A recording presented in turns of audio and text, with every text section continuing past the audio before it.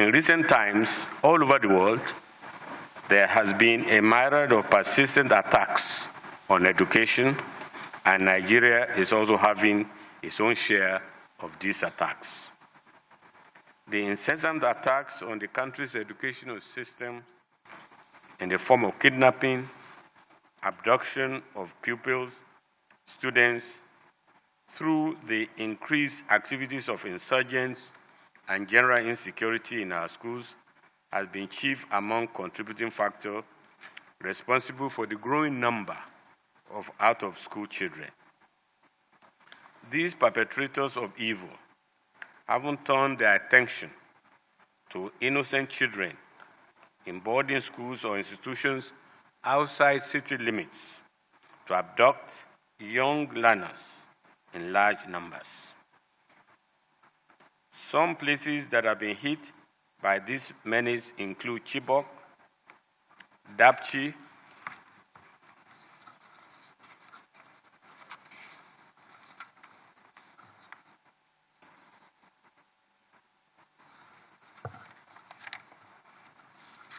and other places throughout the country,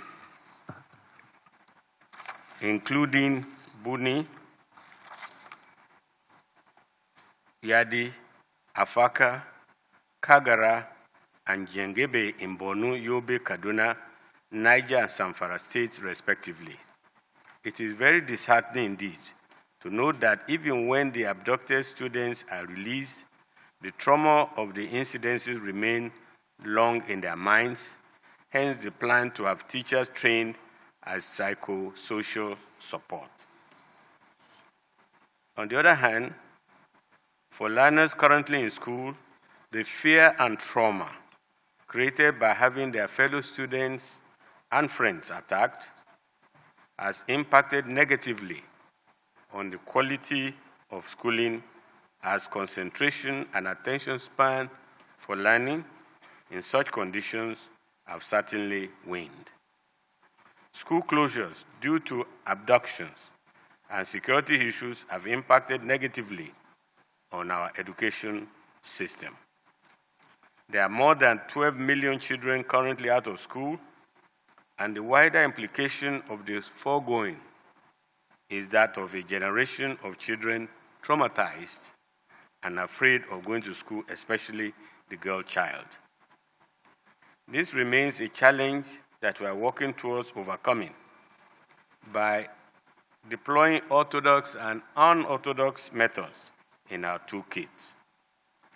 Moving forward, our faith in the nation remains unshaken. We are strong, we remain so, and we are determined and robust in order to enhance the security of our learning institutions and the occupants therein. Your Excellencies, distinguished ladies and gentlemen, the Nigerian government is mindful of the fact that to record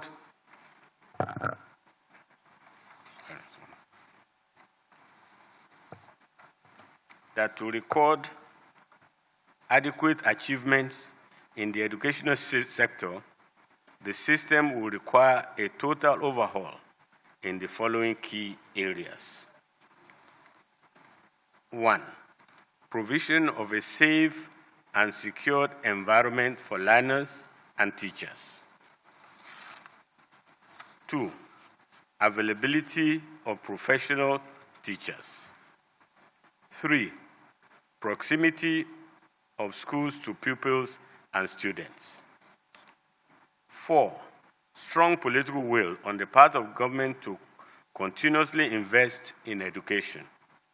And 5, provision for adequate funding mechanisms. Distinguished ladies and gentlemen, the Declaration of Education as a Fundamental Human Right by the United Nations in 1948 has placed on us a duty of ensuring compulsory education of every citizen. In order to draw attention to safeguarding education, the United Nations in the year 2020 has gone further to set aside 9th September of every year as the International Day to protect education from attacks. This means that no matter the circumstances, education must be protected at all costs from all forms of attacks. Distinguished ladies and gentlemen, permit me to reaffirm that government has the primary responsibility of protecting and ensuring inclusive and equitable quality education at all levels for all learners, especially those in vulnerable situations. The Nigerian government is not unmindful of this fact. This explains why Nigeria was part of the first group of 37 countries that endorsed the Safe Schools Declaration, SSD, on the 29th of May, 2015. And the letter of endorsement was signed on the 8th of March, 2018. As a nation, we are committed to observing all relevant international protocols, conventions, and treaties for the protection of our institutions of learning and facilities from attacks and any other instrument on education which the country has in fact domesticated. The Nigerian government is strongly committed to prioritizing safety in schools, to protect investments in the educational sector, which will validate the endorsement of the Safe School Declaration, an intergovernmental political agreement which outlines a set of commitments to strengthen the protection of education from attacks and to restrict the use of schools and universities for military purposes. To this effect, the highest decision-making body in education in Nigeria, the National Council for Education, NCE, in its recently concluded session in Jalingo, Taraba State, that's from the 9th to 13th August 2021, approved the National Policy on Safety, Security, and Violence-Free Schools and its implementation guidelines and the minimum standards for safe schools as reference document for all educational stakeholders and took major positive decisions on the following. A, issues of security and violence and its negative effects on enrollment, retention, and completion rate. B, training of teachers on psychosocial support and allocation of certain percentage of deployed federal teachers scheme, FTS, and empower teachers in the IDP camps. C, provision of adequate security and protection for teachers in tertiary institutions and the communities that are prone to crisis and conflicts. D, advocacy and sensitization programs to enhance the implementation of Safe Schools Declaration, SSD, appointment of SSD desk officers, and capacity building programs for them based on the peculiarities in their domains. And E, capacity building on safety and security to mitigate the incidence of casualties among teachers and intended provision of hazard allowances and life assurance for effective discharge of their duties. F, esteemed participants, I would like to state that at the 64th National Council on Education meeting held in Port Harcourt, Rivers State, the Council approved the implementation of the education in emergency curriculum for the basic education level. In line with this, the ministry organized workshops on education and emergency preparedness response for teachers in the Federal Unity Colleges and also launched the Education Radio, a radio and television program on air for terminal classes in post-basic schools, which runs from Monday to Friday. The federal government has also committed a funding mechanism to mitigate the impact of COVID-19 and for the training of principals and head teachers of junior secondary and primary schools to acquire skills on COVID-19 protocols to stem the rate of infections. Distinguished participants, ladies and gentlemen, as we hold this conference, the first of its kind to be hosted on the African continent, it's a very great opportunity to share good practices in protecting education from attack and for the world to see how far Nigeria has gone in the implementation of the SSD.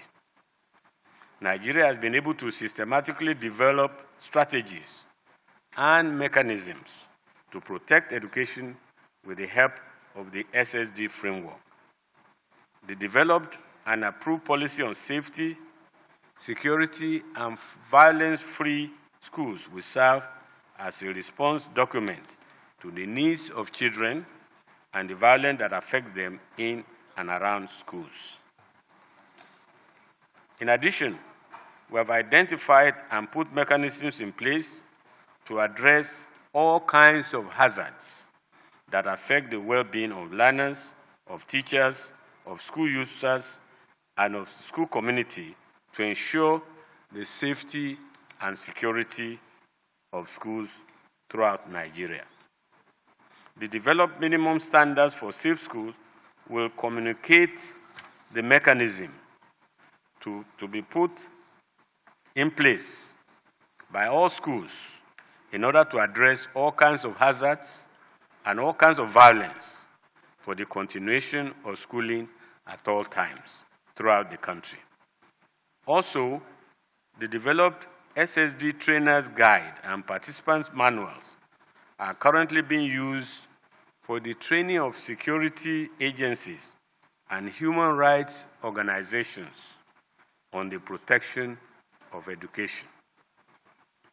In the situation that we have found ourselves as a nation, endorsing the SSD has charted a practical pathway for safeguarding the right to education in our context. We therefore urge the remaining member states of the United Nations to quickly endorse the declaration in the course of this conference in order to make all our learning institutions safe abodes for learners. The theme, ensuring safe education for all, from commitment to practice, urges the 112 SSD endorsing states, which represent a significant majority of the United Nations member states, to redouble their efforts in providing safe environments for teaching and for learning process in order to take place.